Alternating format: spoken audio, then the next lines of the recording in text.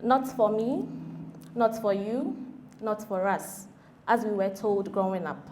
Defined by our gender, it was not our place. Never will it be, they said, and are still saying, even as the world evolves. My name's Jennifer Leigh, and a lot of my research is around marginalisation in science. And this film is about raising the visibility of Black women in chemistry, in science, and in science communication. There still needs to be an awful lot of change in research culture to get rid of the discrimination that marginalised groups feel in science. Even though they're early career, or whether they're from the global south, or whether they're from the UK, wherever they are, there is a place for them and room for them within the chemistry and within the scientific community. In late 2019, a group of supramolecular chemists and I launched WISC, the International Women in Supramolecular Chemistry Network. WISC take an intersectional approach, which involves not just looking at gender, but including all aspects of people's intersecting identities and making sure that all their voices are heard. We embed expertise from EDI, that's equity or equality, diversity and inclusion practices, and use a creative and reflective approach to build community and raise awareness of the lived experiences of marginalised groups. And through sharing our stories and discussing things, we managed to push each other forwards. And then more and more people wanted to get involved when they heard about what we were doing. Things like how to form networks, how to manage your social media profile, how to find mentors, trying, in my view, to solve all problems of marginalisation within chemistry or within STEM is far too big a task for one individual to do all by themselves. We heard about EFEMS, Empowering Female Minds in STEM, and their founder, Dr Anna Ampel, who wanted to support women studying and working in science across Africa. We reached out to see if the model that we'd developed within WISC could help Anna and raise the visibility of Black women in science and science communication. WISC has been very, very helpful with the development of EFEMS. After one meeting, they were very, very supportive to the point where they helped us with funding. We teamed up with them to do an ambassador program where we took an applicant so that we can send them to the University of Kent to get more training in science communication and also in the science lab. So I think that was really great to give two African women the opportunity to gain more experience under the supervision of a woman PI and also to gain mentorship. Ewura-Esi Manful from Ghana is studying her master's in molecular biology, and Pinky Mokwena from South Africa is a radio broadcaster who's studying environmental chemistry. They're both already conducting exciting research looking at the functions of different drugs and improving the quality of water that's making people sick. The Royal Society of Chemistry and the University of Kent funded these two WISC EFAMS ambassadors to visit the university and spend time in the labs and network. I think the networks have been great on both like a personal and a professional level, but getting to endorse each other and say, hey, you're right, being reviewed by your peers who are from different contexts amplifies the value of the work and its contribution to society globally. They also took part in a live panel event hosted by the TV station KMTV and talked about their experiences in science as women in Africa, and to highlight the need for visibility and representation in science communication and outreach. My name is Mariam, and I'm joined by Pinky Mokwena and Ewura-Esi Manful, who have joined us here in the UK today and will be sharing some of their stories. I believe anybody at all can do science.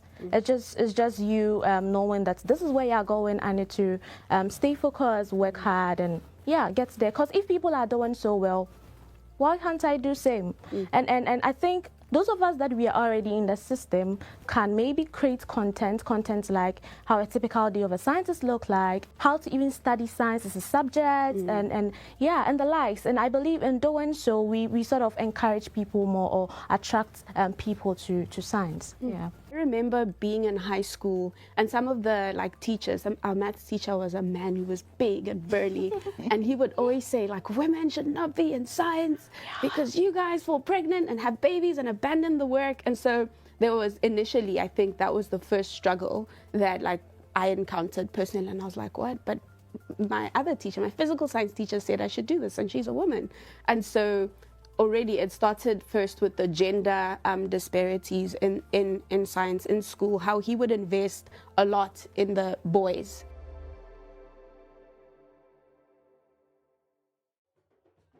KMTV team and I then travelled with Pinky and Ewura-Esi to the University of Ghana in the capital city of Accra so we could support EFEMS as they led their first in-person boot camp and support the ambassadors to share their experiences and lead a creative workshop for all of the participants. Partnering with WISC, the main heart and mind behind it was, man, how do we decentralize the exclusivity of science?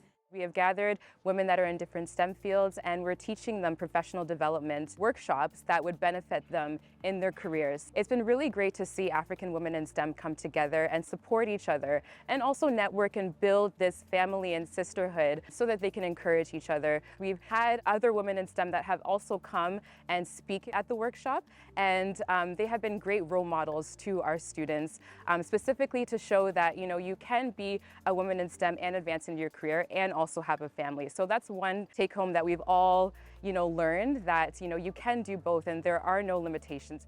The women attending the bootcamp told us about their experiences within science and their passion to be visible role models for others.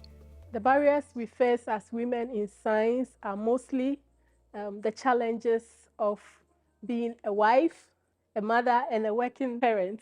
You have to look at this in totality, how to merge the three. You have to be a good mom, be a good wife, be good at your workplace. So bridging them all in also have an impact on you as an individual, and I wouldn't deny that it's a big job or a tough one. One thing I learned here is to be myself. Being in science has been one of the amazing, even though it has come with its setbacks and its experiences and all, but I've learned to bag all those up and then still move forward, and then also to encourage other people and let them know that we can do everything. And I'm so happy that EFEMS was able to give me this exposure. I've really learned a lot from problem solving, how to bridge the gap, how to be able to identify and meet the needs of the people, and also social change as well. And I've also been able to network and be encouraged by a network of growing young women who are so passionate for STEM. My take home is that it's possible to do science, be the woman you want to be, make the family you want to, and yes, everything else. I know, coming from an African background, my parents were always very supportive of what I was doing. But I've heard a lot of stories where some women want to go into STEM, and specifically African women, and the people around them are, kind of discouraging them or telling them that, oh, well, if you pursue a graduate school or if you go into medicine, how are you going to have a family? I think that that has really been engraved into our minds. And so I think one of the main barriers that we're fighting is just a battle amongst ourselves, right? Or a battle amongst the ideology and the traditions of our culture. In my research, I've seen these same challenges around being a mother and the lack of representation within science in the West. But there are also different cultural and societal barriers for scientists in Africa. Science can be expensive. We don't have the kind of support in terms of funding and other resources that are necessary to do good science around here. It's very difficult. Funding opportunities generally go disproportionately to men, right? And so you can imagine that being in this environment, where to, even if I had a good idea, you put it down as a proposal, where to even submit it. So now we need partnerships. We collaborate in order to be able to get our proposals out there, but it's very difficult to get funding for the kind of research that is required. We need to project the underrepresentation. When you look in the crowd and you only see the young men, you don't see the young ladies, doesn't it bother you? We have data to show this. Are you not aware of it? And so we need to find ways of exposing what the problem is and explaining to a wider group of people. And that is where the work you're doing is important, because you are exposing it, you are showing what it really is, so that we can now start doing the hard work of making things different. I'm looking forward to a time where we don't even have to have this kind of conversation. It's not a big deal because everybody is included. That is the target. There are also cultural barriers where we are in a society where I believe that we can do more to build scientific thinking in our choices and behavior, and also in the area of public policy making, where we can use evidence-based approaches to make a difference. So scientists also have this challenge of reaching policymakers and reaching members of the public with their research findings. Encouraging more women in science means that we are tapping more into our human resource base. Everybody who is part of the society gets to contribute to our development efforts, which really has to be driven by science and technology. So I see that as a way of strategically helping the country to advance.